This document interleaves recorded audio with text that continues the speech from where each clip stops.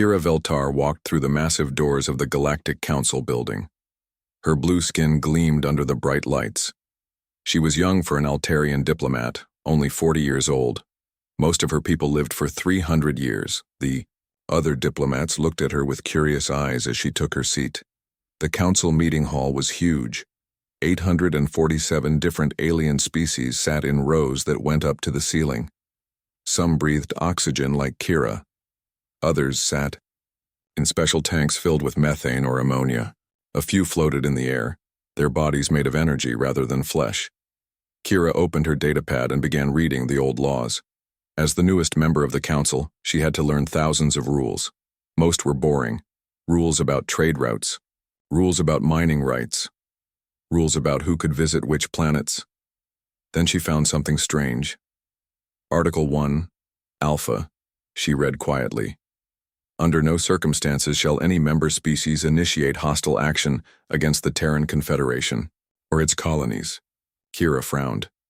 She had never heard of this rule before. The Terrans were humans. Everyone knew humans were weak. They only controlled 12 small star systems on the edge of the galaxy. Why would there be a special law protecting them? She checked. The date. The law was over 200 years old. It was made before her own species joined the council. In fact, it was older than most of the laws in the database. Strange, she whispered to herself. The council meeting began. Elder Quarvin, an ancient Etherean, floated to the center of the hall. Her body looked like silver mist that sparkled with tiny lights. She was over 800 years old and had been part of the council longer than anyone else. Today we discuss the expansion requests from the Zeridian Empire, Elder Quarvin announced. Her voice echoed through the hall without using sound. Instead, she spoke directly into their minds. Commander Brix Hawkins stood up. He was a Zeridian, tall and covered in thick gray scales. Red eyes glowed in his reptilian face. The Zeridians controlled over 1,000 star systems. They were one of the most powerful military forces in the galaxy. My empire requests permission to expand into the Outer Rim territories, Commander Hawkins said. His voice was deep and rough. These areas are mostly empty space. Only a few primitive species live there. Kira looked at her star map. The area Commander Hoken wanted included space near human territory. She remembered the strange law she had found. Wait, Kira said, standing up. I found something in the old records. There is a law about the humans. The hall became quiet. Then many aliens began to laugh. The sound was terrible. Some species laughed with clicking sounds. Others made weird musical noises. A few just vibrated their bodies. The humans? Commander Hokan laughed loudest of all. Those weak mammals? They can barely travel between their own planets. What law could possibly protect them? Kira felt her face turn purple with embarrassment. But she read the law anyway. Article 1 Alpha says no member species can attack the Terran Confederation or its colonies. More laughter filled the hall. Even some of the peaceful plant-based species seemed amused. That law is older than dirt, said Ambassador Vex, a spider-like creature with 12 eyes. It was probably made as a joke. Or maybe the humans wrote it themselves, added Representative Zahn. She was from a gas giant and looked like a floating jellyfish. They probably wanted to feel important. Commander Hawkins' red eyes glowed brighter. We who command 1,000 worlds should fear these primitive mammals. Our smallest warship could destroy their entire fleet. The laughter grew louder. Even Kira began to think she had made a mistake. The humans did seem very weak compared to the great powers of the galaxy. Their technology was old. Their ships were slow. They had no real military to speak of. But Elder Quarvin did not laugh. The ancient Etherean floated closer to Kira. Her silver mist body swirled with dark colors. Young diplomat, that law exists for a very good reason. What reason, Commander? Hawken demanded. What could those weak humans possibly do to us? Elder Quarvin's lights dimmed. I am old enough to remember the time before that law was made. I was there when it was written. The council members who voted for it had seen something terrible. Something that made them very afraid. Afraid of humans? Commander Hawken laughed again. Impossible. You do not understand, Elder Quarvin said. Her mental voice became sad and worried. Humans are not what they appear to be. They have been quiet for 200 years. They have been peaceful. But that does not mean they have been weak. Then what does it mean? Kira asked. Elder Quarvin looked around the hall. Her ancient eyes seemed to see things others could not. It means they have been waiting. Waiting for what? Waiting for someone to be foolish enough to break the law. Commander Hakan stood taller. His scales rattled with anger. I refuse to believe that humans are dangerous. They are soft creatures who grow food and write poetry. My empire has fought the Krillian swarms. We have defeated the Iron Legions of Vega. We have conquered worlds that other species fear to visit. And you want me to be afraid of farmers and poets? Yes, Elder Quarvin said simply. Because farmers know how to reap what they have sown, and poets know how to write endings. The hall fell silent. Even the translators stopped humming. For a moment, everyone felt something cold touch their minds. It was like a shadow passing over the sun. Then Commander Hawken broke the silence with another laugh. Foolish old ghost, your mind has become weak with age. The Zeridian Empire fears nothing, especially not humans. He turned to face the other council members.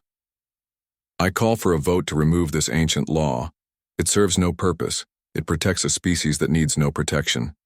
And it prevents us from expanding into empty space. Seconded, called out Ambassador Vex. Agreed, said Representative Zan. One by one, the council members voted. Most agreed to remove the law. Only a few old species voted to keep it. They remembered the old stories, but the young species outnumbered them. Kira voted to remove the law too. She felt embarrassed for bringing it up. The humans did seem harmless enough. Elder Quarvin did not vote. She just floated in the center of the hall, her lights growing dimmer and dimmer. The motion passes, she announced finally. Article 1, Alpha, is hereby removed from galactic law. The protection of the Terran Confederation is ended. As the council members filed out of the hall, talking excitedly about new expansion plans, Elder Quarvin remained floating alone. Her silver mist body was almost invisible now. Fools, she whispered to the empty hall. They have no idea what they have just done. Far away, in a small monitoring station hidden in an asteroid belt, a human technician named Kyung-Soo Ro watched the council broadcast. He had been listening to their meetings for 20 years. His job was to watch for threats to human space. He pressed a button on his console. A message was sent instantly to every human world. The message was short and simple. The old treaty is broken. Recommend we prepare for the harvest. Kyung-Soo leaned back in his chair and smiled. It was not a nice smile. After 200 years of peace, things were about to become very interesting. Dr. Hana Seok stood on the observation deck of the colony's main building. She watched the morning sun rise over the wheat fields of Kepler 442b. The golden grain swayed in the gentle breeze. Children ran between the rows, playing games and laughing. This was her home. She had lived here for 15 years, ever since the colony was founded. 50,000 humans called this planet home. They grew food, raised families, and lived quiet lives far from the busy core worlds of the galaxy. Hana was the colony's administrator. She was also a scientist who studied alien plants and animals. The work was peaceful and rewarding. She had never expected to face anything more dangerous than a crop disease or a broken water recycler. That changed when the warning lights began flashing. Dr. Seok, please come to the command center immediately, called Taemin Park over the communication system. He was the colony's defense coordinator. Hana had never heard him sound worried before. She ran through the corridors to the command center. Taemin was standing in front of a large screen that showed the space around their planet. Red dots were moving toward them. What am I looking at? Hana asked. Zeridian warships, Taemin said. His face was pale. 47 of them. They will reach our planet in 6 hours. Hana felt her heart stop. The Zeridians were known throughout the galaxy as fierce warriors. Their ships were powerful and their soldiers were ruthless. What could they possibly want with a farming colony? Have they sent any messages? She asked. Nothing. They are not responding to our signals. Hana looked at the screen again. The red dots were getting closer. How many ships do we have? 3 orbital defense platforms and 12 patrol craft, Taemin said quietly. They are meant to stop pirates and asteroid strikes, not a Zeridian battle fleet. The colony had been built in a peaceful time. No one expected a major power to attack a farming world. The defenses were basic.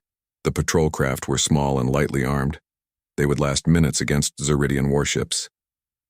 I need to send a message to Earth, Hana said. Already done, but Earth is 12 light years away. Even with quantum communication, it will take time for help to arrive. Hana nodded. Time they did not have. She spent the next hour trying to contact the Zeridian fleet. She sent messages in every language she knew. She offered trade agreements, mining rights, even complete surrender. The Zeridians did not answer. As the enemy ships got closer, people began to panic. Parents gathered their children. Farmers abandoned their fields. The spaceport filled with people trying to escape, but there were not enough ships for everyone. 8-year-old Jaewon Kim was not thinking about escape. He was in the colony's greenhouse with his grandmother, taking care of the tomato plants. His job was to check each plant for insects and disease. He took the work very seriously. Grandmother, why are all the adults acting strange today? He asked. His grandmother, an old woman named Sunja Kim, tried to smile. They are just worried about some visitors who are coming. Are the visitors mean? Sunja looked out the greenhouse window. She could see people running in the streets. I hope not, little one, I hope not. The Zeridian fleet arrived exactly on schedule. 47 massive warships dropped out of faster-than-light travel at the edge of the solar system. Each ship was over a mile long and covered with weapons. General Voss Hektron stood on the bridge of his flagship. He was a veteran warrior who had conquered dozens of worlds for the Zeridian Empire. This mission was supposed to be easy. Destroy the human colony, claim the planet, and send a message to the galaxy that the Zeridian Empire was expanding. Are the humans trying to surrender yet? He asked his communications officer. They keep sending messages, General, but you ordered us not to respond. Good. I want them to know that their words mean nothing. Begin the attack. The first wave of missiles struck the orbital defense platforms. The human defenders had time to fire only a few shots before their stations were destroyed. The patrol craft tried to fight back, but they were overwhelmed in minutes. On the planet's surface, Hana watched the battle through the command center's telescopes. The human ships exploded one by one like dying stars against the black of space. It's over, Taemin said. Our defenses are gone. Send the surrender signal, Hana ordered. I've been sending it for the last hour. They are not listening. The Zeridian ships moved into orbit around the planet. General Hektron looked down at the world below. He could see cities, farms, and spaceports. It looked peaceful and prosperous. Soon it would belong to his empire. Begin bombardment of the surface, he ordered. General, they are trying to surrender, his weapons officer said. I know. Fire anyway. The first energy beams struck the colony's spaceport. The building vanished in a flash of light and heat. Then the schools were hit. Then the hospitals. Then the homes where families were hiding. Jaewon was still in the greenhouse when the attack reached their section of the colony.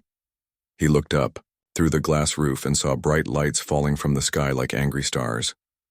Grandmother, what are those lights? Sunja pulled him close. Don't be afraid, little one.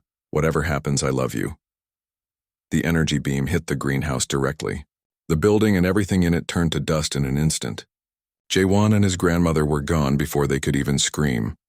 Across the colony, the same scene played out thousands of times. Families died together. Children called for parents who could not answer. In 20 minutes, 50,000 people were reduced to ash and memory. Dr. Hana Seok was in the command center when the final beam struck. She had just finished recording a message for Earth. Her last words were transmitted to every human world through the quantum communication network. This is Dr. Hanna Seok, administrator of Kepler 442b colony. The Zeridians have destroyed our world without provocation. They refused our surrender. They killed our children. Tell Earth. Tell them that we tried to live in peace. Tell them that the galaxy has forgotten what humans can do when they are angry. Tell them they have awakened something that should have stayed sleeping. The command center disappeared in a flash of light. General Hectron watched the bombardment from his ship. In 30 minutes, every human settlement on the planet was gone. The cities were craters. The farms were burning wastelands. Nothing moved on the surface except the wind. Excellent work, he told his crew. Another world belongs to the Zeridian Empire. He did not know that every word spoken on his ship was being recorded by tiny human devices hidden throughout his fleet. The devices had been placed there years ago by human spies. They were so small that even the best Zeridian scanners could not find them. He also did not know that Dr. Seok's final message had reached every human world instantly. The quantum communication network carried her words to Earth, to the colonies, to the hidden military bases that most of the galaxy did not know existed. On Earth, President Dong-Ho Yoon read the message in his office. He was a quiet man who rarely showed emotion. But as he read about the death of Jae-won Kim and the other children, tears began to fall down his face. He pressed a button on his desk. Throughout human space, red lights began flashing in secret facilities. Admirals received coded messages. Soldiers who had been waiting for decades finally got their orders. The message was simple. Article 1 Alpha has been broken. Begin Operation Harvest. President Yoon walked to his window and looked up at the stars. Somewhere out there, the Zeridians were celebrating their easy victory. They thought they had conquered a farming world and killed some peaceful humans. They had no idea what was coming for them. For 200 years, humanity had followed the ancient treaty. They had kept their weapons hidden and their fleets small. They had pretended to be weak farmers and poets, just as the galaxy wanted to believe. But they had also been preparing. Now the harvest would begin. The galaxy expected humans to respond like any normal species. They expected angry messages to the Galactic Council. They expected economic sanctions and trade disputes. They expected humans to beg for help from the larger powers. They expected President Dong-Ho Yoon to act like a weak leader of a weak species. Instead, President Yoon did something that no one had seen before. He spoke directly to every inhabited world in the galaxy. His message was broadcast on every communication channel. It reached every species, from the mighty Zeridians to the smallest colony worlds. Admiral Yi So-ra stood beside the president as he made his speech. She was old for a human, nearly 90 years old, but her eyes were sharp and her back was straight. She had spent her entire life preparing for this day. People of the galaxy, President Yoon began. His voice was calm, but cold. For 200 years, humanity has honored the peace. We have kept our weapons locked away. We have hidden our true strength. We have let you believe that we are weak farmers and poets. On the Zeridian homeworld, General Voss Hectron watched the broadcast with amusement. The human president looked old and tired. His uniform was simple and plain. Behind him stood an elderly woman who looked like someone's grandmother. Look at them, General Hectron laughed. They think they can frighten us with words. But War Marshal Thek Dranen, the supreme commander of all Zeridian forces, was not laughing. Something about the human president's eyes made him uncomfortable. They were the eyes of someone who had seen terrible things and was not afraid to see them again. President Yoon continued his speech. The Zeridian Empire has broken the oldest law in the galaxy. They have killed our children. They have destroyed our peaceful colony. They have forgotten why that law existed. He paused and looked directly into the camera. Today, you will remember. The broadcast ended. For a moment, there was silence across the galaxy. Then the Zeridian leaders began to laugh. Other species joined in. The humans had made threats, but they had no way to carry them out. That was when Admiral Yi So-ra began to reveal the truth. Hidden shipyards throughout human space suddenly became visible. They had been there for decades, hidden by technology that made them invisible to alien scanners. The shipyards were massive, each one larger than a small moon. From these shipyards came ships unlike anything the galaxy had ever seen. Captain Mingyu Lee commanded the first ship to appear. It was called the Retribution, and it was beautiful and terrible at the same time. The ship was 2 miles long and covered in armor that seemed to bend light around it. When it moved, it did not use normal engines. Instead, it seemed to step through space itself, appearing and disappearing like a ghost. How is that possible? War Marshal Drannen demanded as he watched the Retribution appear in Zeridian space. No species has that technology. His science officers had no answer. The human ship was using principles that Zeridian science said were impossible. But Admiral Yi Sora was just getting started. More ships appeared. Not just a few, but hundreds, then thousands. Each one was different, using technology that seemed to come from a dozen different alien species, but all of them were clearly human in design. Where did they get those ships? General Hectron asked. Our intelligence reports said humans had 12 patrol craft per system. Our intelligence was wrong, War Marshal Drannen said quietly. On Earth, Admiral Yi Sora smiled as she watched the Zeridian reaction. For 200 years, human spies had been everywhere. They had studied every alien technology. They had learned from every species they encountered.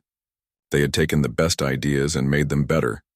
While the galaxy thought humans were primitive farmers, human scientists had been building weapons that could crack planets. While aliens laughed at human technology, human engineers had been perfecting faster-than-light drives that made Zeridian ships look like they were standing still. The Retribution reached the first Zeridian patrol fleet. Captain Lee had been waiting his entire career for this moment. His ship carried weapons that had been tested in secret for decades, but never used in real combat. This is for Jae-won Kim, he said quietly. The Retribution fired once. The beam that came from its main weapon was not like normal energy weapons. It passed through the Zeridian ship's shields as if they were not there. It melted their armor like butter. In 3 seconds, 12 Zeridian warships became expanding clouds of gas. Impossible, General Hectron whispered. But the human attack was just beginning. More human ships appeared throughout Zeridian space. They did not attack like normal fleets. Instead, they seemed to know exactly where every Zeridian ship and base was located. They struck with surgical precision, destroying military targets while avoiding civilian areas. The humans had been watching. They had been learning. They knew the location of every Zeridian military installation in the galaxy. War Marshal Drannen tried to organize a defense. He sent orders to his fleets to gather and fight back. But his messages never reached their targets. Human ships appeared wherever Zeridian forces tried to gather. The battles were not battles at all. They were executions. In one day, the Zeridian Empire lost half of its military force. How are they doing this? War Marshal Drannen demanded of his advisors. His chief scientist, a nervous creature named Dr. Vec Morlan, had been studying the human attacks. Sir, I believe the humans have been preparing for this war for centuries. Every time we made first contact with a new species, human spies were watching. They learned our weaknesses. They studied our technology. They planned for the day when someone would be foolish enough to attack them. But they seemed so weak. That was the point, sir. They wanted us to think they were weak. While we were laughing at them, they were building weapons that could destroy us. On Earth, President Yoon received reports from the battle zones. The human fleets were performing exactly as planned. Zeridian resistance was crumbling faster than anyone had expected. Should we slow down the attack? Admiral Yi Sora asked. We are winning so quickly that other species might become afraid of us. President Yoon thought about Jae-won Kim and his grandmother. He thought about Dr. Hana Seok and the 50,000 humans who had died for no reason except Zeridian pride. No, he said. Let them be afraid. Fear will keep them from making the same mistake.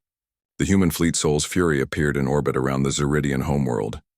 Its captain, Do Hyun Bayek, opened a communication channel to the planet below. "This is Captain Bayek of the Terran Confederation Navy. You have 1 hour to surrender, all military forces. If you refuse, we will demonstrate why the ancient law existed." War Marshal Drannon looked up at the human ship through his office window. It hung in the sky like a dark star, waiting patiently for his answer. For the first time in his life, the greatest military commander in Zeridian history felt afraid. He had always believed that strength came from conquest, that power came from controlling others. But as he watched more human ships appear around his homeworld, he realized he had been wrong. True strength came from restraint. The humans had been strong enough to hide their power for 200 years. They had been disciplined enough to appear weak when they could have conquered the galaxy. And now that restraint was over. "Send the surrender signal," he ordered his communications officer. "Sir?" "Send it now, before they decide to stop being merciful." The human response was not just about military power. It was about something much worse for the Zeridians. It was about making them understand what they had done. Hyunwoo Nam worked in a small office on Earth that had no name and did not officially exist. His job was psychological warfare. For 20 years he had studied the minds of alien species. He knew how they thought, what they feared, and how to break their will to fight. When the war began, Hyunwoo started his own attack.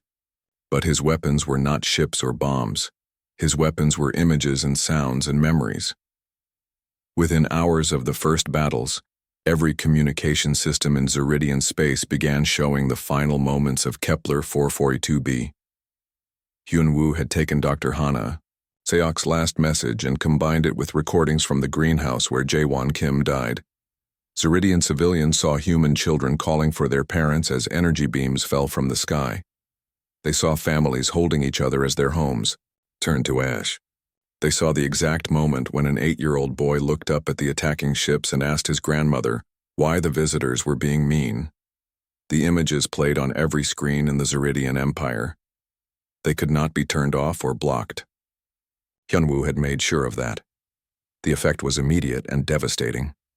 Zeridian soldiers began refusing orders. Zeridian civilians demanded to know why their empire had attacked innocent farmers. Zeridian mothers looked at their own children and imagined them in a greenhouse calling for help that would never come. "Turn it off," General Hectron screamed at his communications officers. "Stop broadcasting those images." "We cannot, sir," his chief technician replied. "The humans have taken control of our entire network. Every time we shut down one broadcast, 10 more appear." On Zerius Prime, the Zeridian homeworld, crowds gathered in the streets. They were not celebrating their empire's expansion.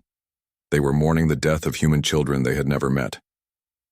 "We are monsters," cried a Zeridian female named Kex Moran. She held her own young son close to her chest. "We killed babies. We killed children who were just playing in gardens." The emperor of the Zeridians, Zek Morvan, tried to calm his people. He made speeches about the glory of empire and the necessity of expansion, but his words could not compete with the images of dying human children that played on every screen. Meanwhile, the human fleets continued their surgical attacks, but they were being careful in a way that frightened other galactic powers more than pure destruction would have. Captain Mingyu Lee brought the retribution to a Zeridian military base on the planet Vextar. The base was protected by the strongest shields in the Zeridian fleet. It was surrounded by a city of 2 million civilians. "Target the base only," Captain Lee ordered his weapons officer. "Sir, our weapons will penetrate their shields and destroy the base. But the explosion might damage the city." Then we used the surgical beam. The surgical beam was a human invention that other species thought was impossible. It could pass through solid matter without affecting it until it reached its target. The beam cut through the planet's surface, through the civilian city, through the base's shields, and destroyed only the military installation. The civilians in the city felt nothing. Their buildings were untouched, but the military base simply vanished, leaving behind a perfectly round hole in the ground. "How did they do that?" War Marshal Drannon asked his scientists. "We do not know, sir. According to our understanding of physics, it should be impossible." But impossible was becoming a common word when describing human technology. Elder Quarvin sat in her chambers on Nexus Prime, watching the war unfold. She had tried to warn the Council about the ancient law. Now she was watching the consequences of their ignorance. Kira Veltar came to visit her. The young Altarian diplomat looked sick with worry. Elder Quarvin, Kira said, the humans are winning too easily. Our best intelligence says the Zeridian Empire should be able to fight for months. Instead, they are being destroyed in days. The humans have been preparing for this war longer than your species has existed, Elder Quarvin replied. They studied every alien technology. They learned from every species they met. While we thought they were primitive farmers, they were becoming the most advanced military force in the galaxy. But why did they hide their strength? Because they learned something that most species never understand.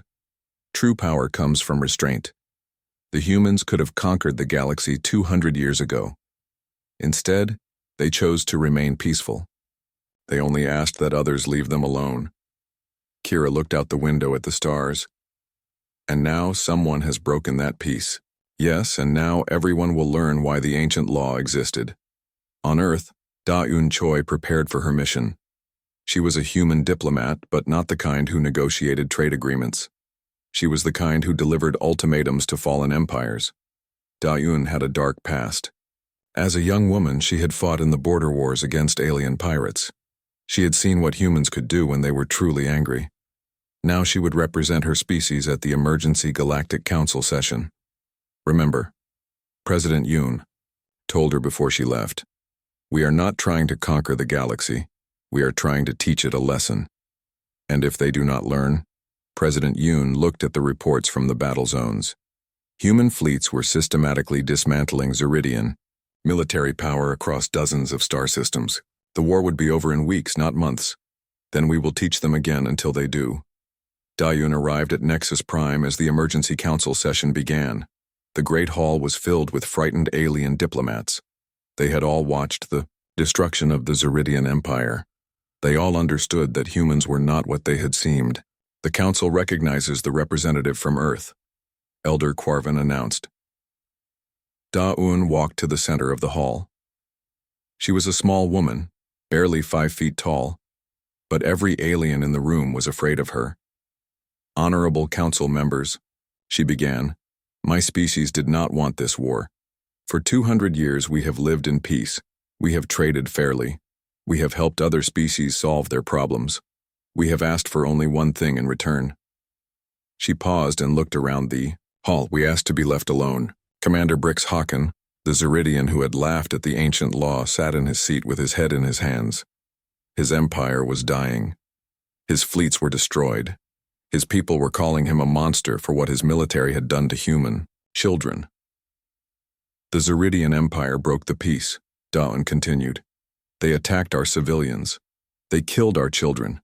They ignored our surrender. They have learned what happens when humans are forced to defend themselves. An alien diplomat from the Vegan Confederacy raised a tentacle. What do you want from us? Da-Un smiled. It was not a friendly smile. We want you to remember. We want you to understand that humans are not farmers and poets because we have to be. We are farmers and poets because we choose to be. When that choice is taken away from us, we become something else. What do you become? Asked Ambassador Vex, the spider-like creature who had laughed at human weakness. We become what we learned to be during the wars that created the ancient law. We become the species that defeated coalitions of dozens of worlds. We become the teachers who learned warfare from every species in the galaxy, then perfected it. The hall was silent. You taught us to be soldiers, Da-Un said quietly. Then you forgot that students often surpass their teachers. Emperor Zek Morvan of the Zeridian Empire sent a desperate message to the council. He begged other species to intervene. He offered to share Zeridian technology with anyone who would help defend his empire. No one answered. Everyone remembered the ancient law now. 6 months after the war began, it was over. The great Zeridian Empire, which had once controlled 1,000 star systems, now existed on only 3 worlds. Their massive fleets were gone. Their military bases were empty craters. Their emperor was dead by his own hand, unable to face the shame of what his empire had done. But the humans had not acted like conquerors. Chancellor Jin A. Kwan stood in the rebuilt colony on Kepler 442b. Where once there had been ash and craters, new buildings now reached toward the sky. The wheat fields were green again. Children played in gardens that had been replanted with care. She was the new human representative to the Galactic Council. Her job was not to threaten or intimidate. Her job was to help build something better from the ashes of the old system. The memorial is beautiful, said Kira Veltar. The young Altarian diplomat had become one of humanity's strongest allies during the war. She had worked tirelessly to help human refugees and to document Zeridian war crimes. Jin A looked at the memorial that stood in the center of the colony. It was a simple stone with 50,000 names carved into its surface. At the top were the names of Jaewon Kim and his grandmother, Soonja Kim. Below them were the names of Dr. Hana Seok and all the others who had died. They died because someone forgot the value of peace, Jin A said. We rebuilt this place so no one will forget again. The Galactic Council had changed dramatically since the war. The ancient law protecting humans had been replaced with something much stronger. Any species that harmed civilian populations of any race would face what the new law called remedial education by human forces. The phrase fooled no one. Everyone knew what it meant. But the humans had proven that they were not interested in conquest. After defeating the Zeridians, they had helped rebuild what they had destroyed. Zeridian civilians were given food, medicine, and shelter. Zeridian children were taught in schools run by human teachers. Most surprisingly, the humans were helping the Zeridians learn to be better than they had been. Commander Brix Hawken walked through the refugee camp on Zerius Minor. He had once been a proud Zeridian general. Now he was a man without rank or title, helping to distribute food to his own people. The humans had stripped him of his military position, but they had not thrown him in prison. Instead, they had given him a choice. He could spend his life in shame, or he could spend it helping the people his empire had displaced. He chose to help. The children are doing well in their new school, reported Sujin Lee, the human administrator who ran the camp. They are learning Earth history along with their own culture. Brix nodded. At first he had resented human teachers telling Zeridian children about peace and cooperation. Now he understood what they were trying to do. They were teaching his people to be better than their parents had been. What will happen to us, he asked. That depends on you, Sujin replied. The humans are not your rulers. You are not slaves or prisoners. You are students. When you have learned to live without conquest and violence, you will be free to govern yourselves again. And if we never learn? Sujin looked at the Zeridian children playing in the camp's schoolyard. They were laughing and sharing toys with human children who had come to visit. Your children are already learning, she said. Perhaps they will teach you. On Nexus Prime, the Galactic Council met under new rules. The Great Hall had been rebuilt, with a different design. Instead of rows that went up to the ceiling, the seats were arranged in circles. Everyone could see everyone else. No species sat higher than any other. Elder Quarvin still floated in the center, but she was no longer alone. Chancellor Jinni sat beside her, representing not just humanity but the new principles the galaxy was learning to follow. The Council recognizes the representative from the Vagan Confederacy, Elder Quarvin announced. Ambassador Toxmel stood up. His species had once been among those who laughed at human weakness. Now they were among humanity's closest allies. The Confederacy wishes to formally apologize for our role in removing the ancient protection law, he said. We were fools who thought we understood strength. We have learned that true strength is not the power to destroy, but the wisdom to choose not to. Similar statements came from dozens of species. The galaxy had learned its lesson, but the price had been the destruction of an entire empire. Kira Veltar stood to speak. She had become the Council's leading advocate for the new civilian protection laws. The humans have taught us something important, she said. They have shown us that the most dangerous species are not the ones who conquer the most worlds. The most dangerous species are the ones who have the power to conquer but choose not to use it. She looked around the hall at the representatives of hundreds of different worlds. For 200 years, humans could have destroyed any of us. Instead, they grew food and wrote poetry. They explored the stars and built gardens. They only became warriors when someone threatened their children. The hall was silent as her words sank in. We must all ask ourselves, what would we choose to be if we had that much power? After the council session, Jin'e walked through the memorial gardens that had been built on Nexus Prime. The gardens contained plants and flowers from every world in the galaxy. At the center was a small greenhouse, built exactly like the one where Jae-won Kim had died. Inside the greenhouse, a young boy was tending to tomato plants. His name was Woojin An, and he was the son of 2 Kepler 442b survivors. His parents had been away from the colony when the Zeridians attacked. They had lost their friends and neighbors, but they had not lost hope. "How are the plants growing?"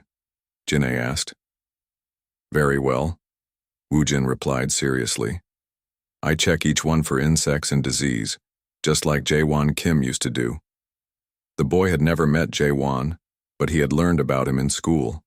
All human children learned about the boy who died in a greenhouse, tending plants while his world burned around him. "Do you know why we remember Jae-won?" Jin'e asked. Woojin nodded. "Because he was innocent. Because he was doing something good when something bad happened to him. Because his death reminded us that some things are worth fighting for." "And what are those things?" "Children playing in gardens, families eating dinner together, people growing food and writing poems and taking care of plants." Jin'e smiled. The boy understood better than most adults what the war had really been about.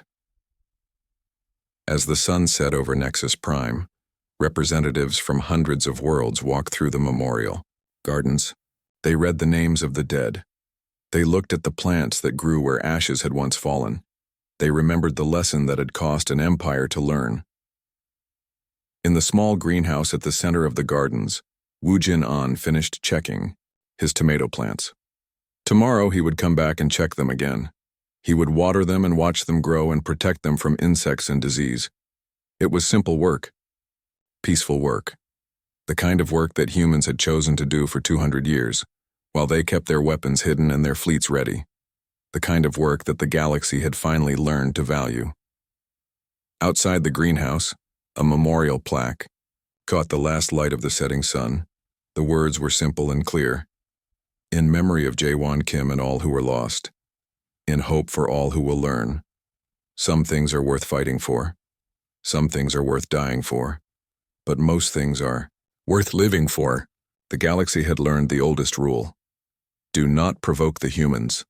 But more importantly, it had learned why the rule existed. Not because humans were monsters who could not be controlled, but because humans were gardeners who would become monsters to protect their gardens. And now, finally, the galaxy understood the difference.